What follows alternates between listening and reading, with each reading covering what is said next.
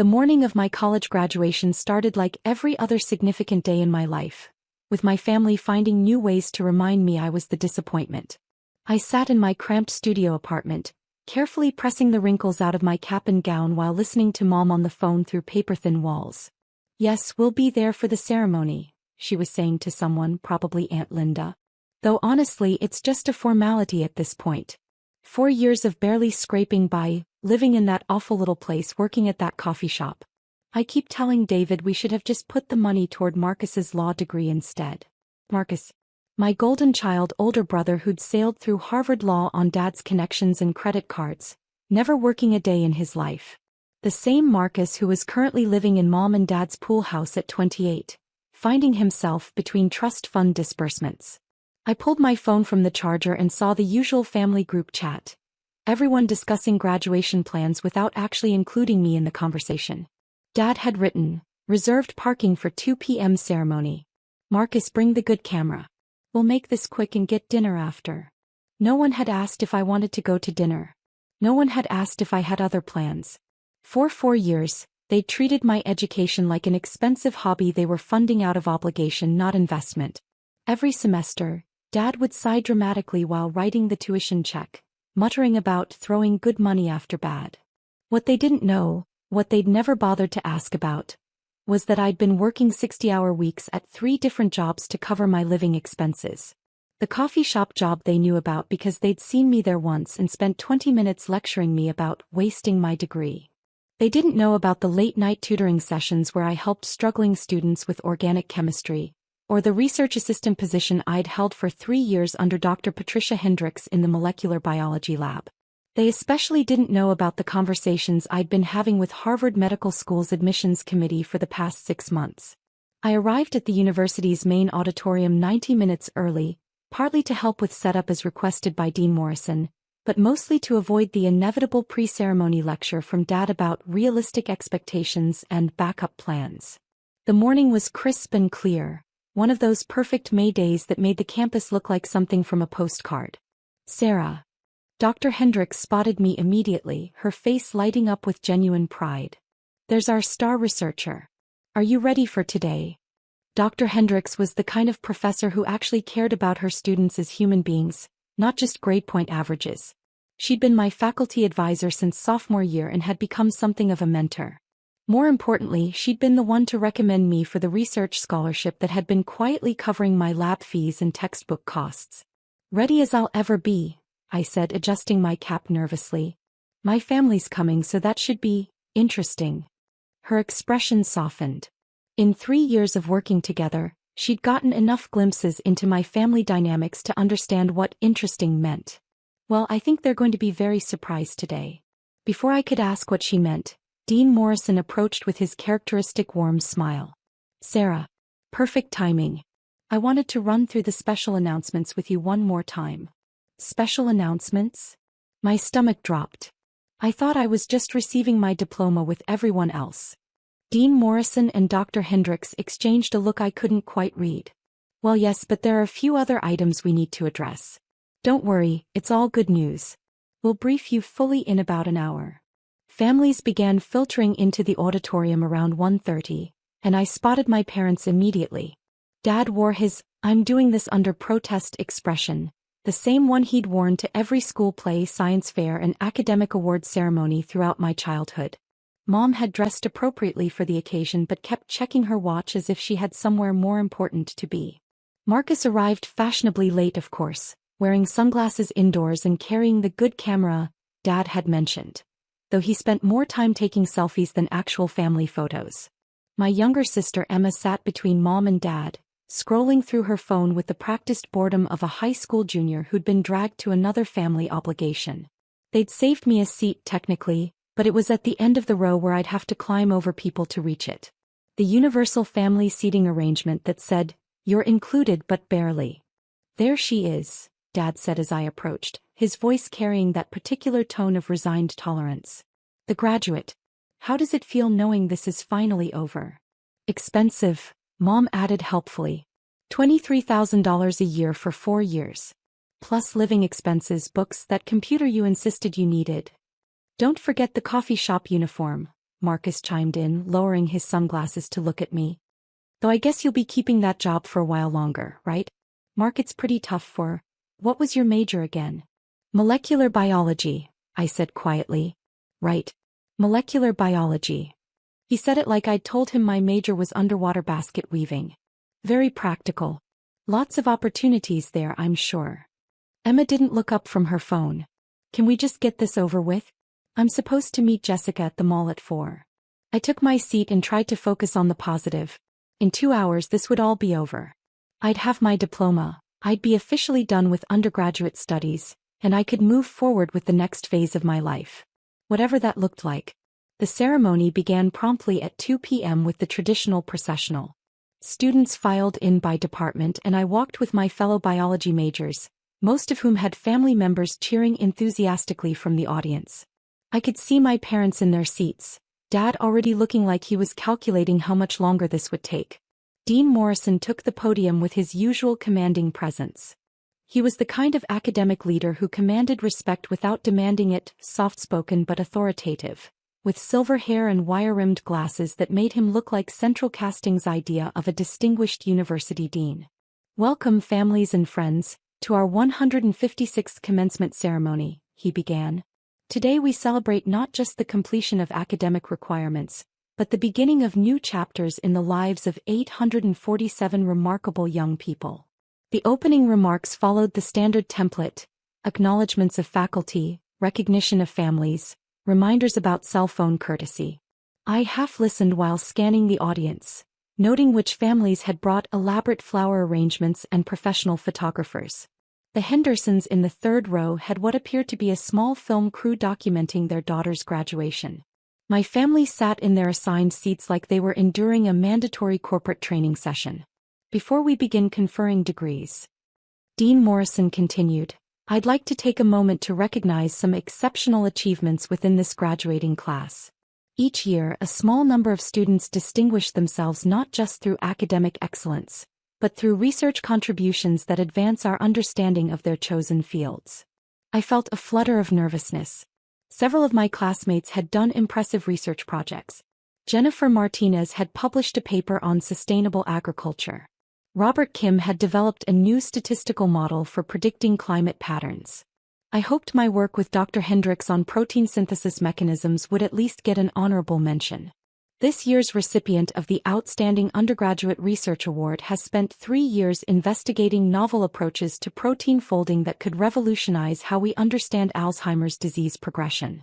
Her work has already been accepted for publication in the Journal of Molecular Biology, and she's been invited to present her findings at the International Conference on Neurodegenerative Diseases this fall. My heart started beating faster. The protein folding research was my project, but I'd had no idea it was being considered for any awards. Dr. Hendricks had mentioned that the paper was accepted for publication, but I hadn't realized the significance of the journal or the conference invitation. I glanced at my parents. Dad was whispering something to Mom, probably calculating parking meter time. Sarah Elizabeth Thompson, would you please join me on stage? The sound of my name through the auditorium speakers hit like a physical force. Several hundred people turned to look at me, including my family, whose expressions ranged from confused to mildly annoyed that I was delaying the ceremony. I walked to the stage on unsteady legs, accepting the Crystal Award from Dean Morrison while camera flashes went off around the auditorium. This was surreal. In 4 years of college, my family had never seen me receive any kind of recognition. Most of my academic achievements had been announced through emails or department newsletters they'd never bothered to read. Furthermore, Dean Morrison continued, his voice carrying clearly through the auditorium sound system, Ms. Thompson's research excellence has earned her a full scholarship to Harvard Medical School, where she'll be joining their MD-PhD program this fall. The scholarship covers full tuition, living expenses, and research funding for the next 8 years. The auditorium erupted in applause. I stood on the stage holding my award, trying to process what had just happened. Harvard Medical School. Full scholarship. 8 years of funding. This was everything I'd dreamed about but had been too afraid to hope for. I looked out at the audience and found my family. Dad's mouth was hanging open. Mom had gone completely pale. Marcus had actually removed his sunglasses, staring at me like I'd suddenly sprouted wings. Even Emma had looked up from her phone.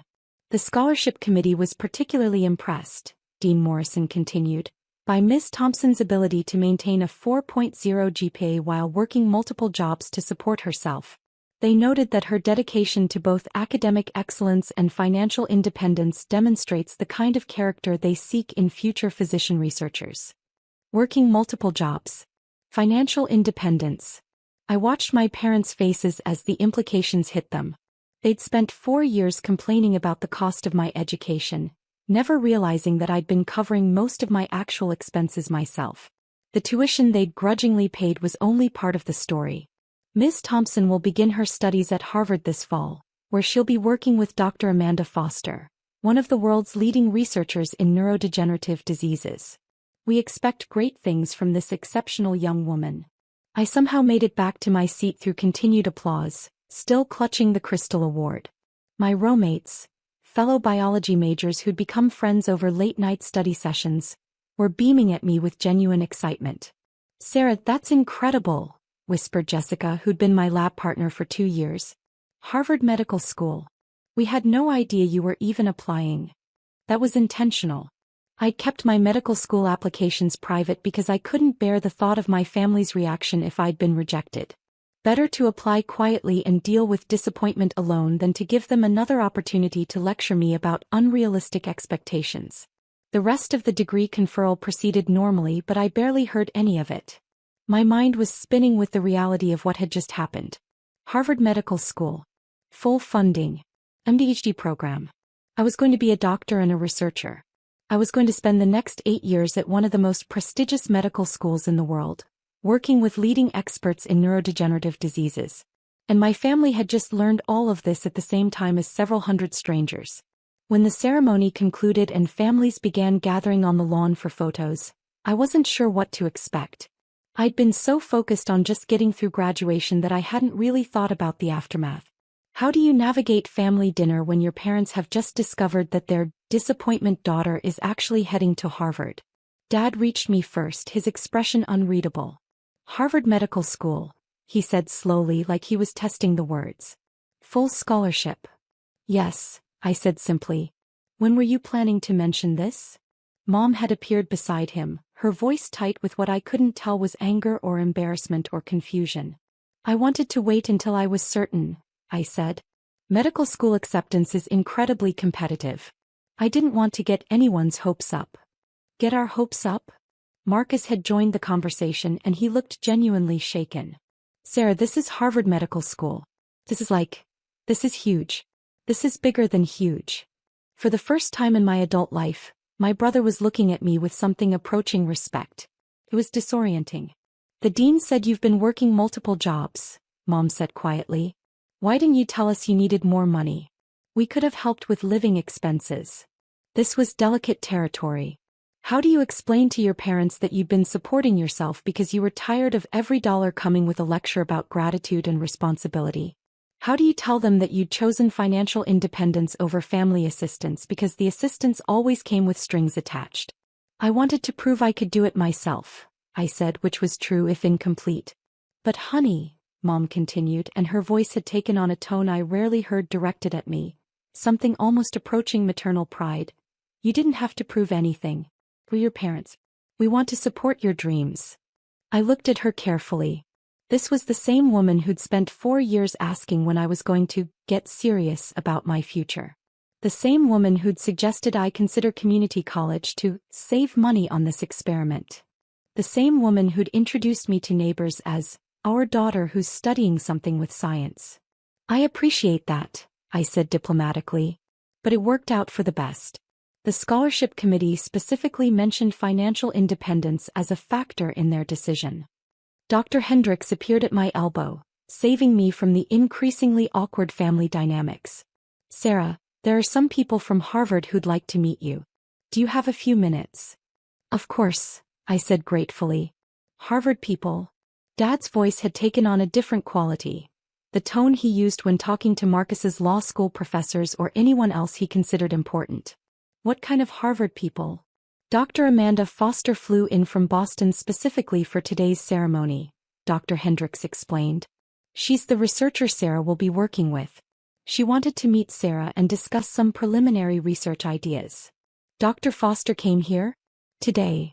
Mom was now looking at me like I'd somehow transformed into a different person. From Harvard. The medical school takes their scholarship recipients very seriously, Dr. Hendricks said. Especially someone with Sarah's research potential. Her protein folding work has implications far beyond what most undergraduates achieve. I could see the calculations happening in my parents' heads. Harvard professor. Flying in specifically to meet their daughter. Research potential. This was the kind of academic recognition they understood and valued. The kind they'd seen directed at Marcus but never at me. We'd love to meet Dr. Foster, Dad said quickly. Wouldn't we, honey? We'd love to hear more about Sarah's research opportunities. 20 minutes later, I found myself in the surreal position of watching my parents hang on every word of Dr. Amanda Foster, a woman who'd traveled from Boston to discuss my research future. Dr. Foster was everything I'd imagined, brilliant, accomplished, and genuinely excited about the work we'd be doing together. Sarah's undergraduate research is remarkably sophisticated, Dr. Foster was explaining to my captivated family. Most students at her level are still learning basic laboratory techniques. Sarah has identified novel protein interactions that could lead to early intervention strategies for Alzheimer's patients. Early intervention, Dad repeated like he was taking mental notes. That sounds very important. It could change how we approach neurodegenerative diseases, Dr. Foster confirmed. Sarah's work has the potential to help millions of people. That's why Harvard was so eager to secure her for our program. Marcus, who'd been unusually quiet, finally spoke up. What kind of timeline are we talking about? For the research, I mean. The MD-PhD program is 8 years, Dr. Foster explained. 4 years of medical school coursework, then 3 to 4 years focused on research and dissertation. By the time Sarah graduates, she'll be both a practicing physician and a research scientist. She'll have her choice of positions at any major medical center or research institution in the world. Any major medical center, Mom repeated softly. In the world. The conversation continued for another 20 minutes, with Dr. Foster outlining research opportunities, potential collaborations with other institutions, and the kind of career trajectory I could expect. My family listened with the kind of attention they usually reserved for Marcus's law school stories or Dad's business meetings. When Dr. Foster finally excused herself to catch her flight back to Boston, promising to stay in touch over the summer, my family and I were left standing on the lawn in awkward silence. So, Emma said finally, I guess you're really smart? It would have been funny if it wasn't so representative of how little my family actually knew about my academic life. Emma was 17. She'd lived in the same house with me for most of her life, but she'd apparently never noticed that I'd graduated valedictorian from high school, earned a full scholarship to college, or spent the last 4 years maintaining perfect grades while working multiple jobs. I've always been really smart, I said gently. You just never asked. That hit harder than I'd intended. The silence stretched uncomfortably until Marcus cleared his throat. Look, Sarah, he said, and his voice had lost its usual condescending edge. I think we owe you an apology. A big one. We haven't been paying attention. To what you were accomplishing, I mean. You've been working multiple jobs, Mom said, and she sounded almost stricken. While maintaining perfect grades. While doing research that impressed Harvard Medical School. And we've been treating you like. She didn't finish the sentence, but she didn't need to. We all knew how they'd been treating me. Like the family disappointment, I finished quietly. Dad winced. Sarah, honey, that's not. We never thought you were a disappointment. I looked at him steadily. Dad, 3 hours ago you whispered to Mom that you were finally done wasting money on this failure. The color drained from his face. He'd forgotten I was sitting close enough to hear him, or maybe he just hadn't cared at the time. I didn't mean, that was just. I was frustrated about the expense, not about you personally. You told Aunt Linda that the money would have been better spent on Marcus's law degree, I continued. You've introduced me to your colleagues as our daughter who's studying something with science. You gave Marcus a new BMW for graduating high school, but when I graduated valedictorian, you took us to Applebee's. Each example hit like a physical blow. I wasn't trying to be cruel, But 4 years of accumulated dismissal and condescension had to be addressed if we were going to have any kind of honest relationship moving forward. I think, Mom said carefully, that we've made some serious mistakes in how we've supported you. Or failed to support you. The question now, I said, is what happens next? It was a fair question. In 3 months, I'd be moving to Boston to begin medical school. 8 years of education stretched ahead of me, followed by residency, fellowship, and hopefully a career in academic medicine. I was about to embark on a path that would likely keep me busy and geographically distant for the next decade. Did I want my family to be part of that journey? Did they want to be part of it? And if so, how did we rebuild a relationship that had been based on their fundamental misunderstanding of who I was and what I was capable of? We'd like to be better, Dad said finally. We'd like to understand what you're doing and support it properly. If you'll give us the chance. We're proud of you, Mom added, and her voice caught slightly. We should have been proud of you all along, but we're proud of you now. Harvard Medical School, Sarah. Our daughter is going to Harvard Medical School. That sounds wonderful, Dad said, though I could tell he was still processing the fact that his failure daughter had been personally recruited by Harvard Medical School. The position pays $48,000 for 3 months, I continued. Plus research publication bonuses. Dr. Hendricks thinks we'll have 2 more papers accepted before I leave for Boston. $48,000 for a summer research position. That was more than Marcus had made in his entire first year out of law school, back when he was actually practicing law instead of finding himself in the pool house. 48,000, Emma repeated. For 3 months. Research scientists are well compensated, I said. Especially when their work has commercial applications. The protein folding research has already attracted interest from 3 pharmaceutical companies. I could see my family recalculating everything they thought they knew about my career prospects. This wasn't just academic achievement. This was practical financial success. The kind of success they understood and respected. Sarah, Marcus said slowly, I think I owe you a really big apology. Like a really, really big apology. We all do, Mom said firmly. Starting with dinner tonight. A proper celebration dinner. Wherever you want to go. And dessert, Emma added. Really good dessert. Like expensive dessert. I looked at my family, my flawed, dismissive, occasionally impossible family, and felt something I hadn't experienced in years. Hope. Not for perfection but for better. For the possibility that they could learn to see me as I actually was, rather than as their preconceived notion of what I should be. I'd like that, I said. But can we go somewhere that doesn't have a kid's menu? I'm 22 and heading to Harvard Medical School. I think I've earned the right to eat somewhere with cloth napkins. Dad laughed. Actually laughed, not the polite chuckle he usually offered when I attempted humor. Cloth napkins it is. The fanciest restaurant in town. Our future doctor deserves the best. Future doctor. Our future doctor. It was the first time I'd heard genuine pride in his voice when he talked about my future, and it meant more than I'd expected. As we walked toward the parking lot, Dr. Hendricks caught up with us one more time. Sarah, I forgot to mention, Harvard called this morning. Dr. Foster wanted me to tell you that they've arranged housing in graduate student apartments near the medical school. Fully furnished, utilities included. You won't need to worry about finding a place or dealing with security deposits. That's incredibly generous, Mom said, and I could tell she was starting to understand the level of investment Harvard was making in my education.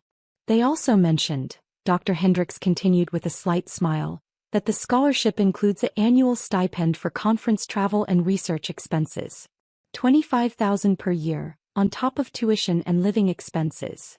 $25,000 per year for research expenses. I was beginning to understand that this wasn't just a scholarship. This was Harvard Medical School investing in my potential as a future leader in medical research.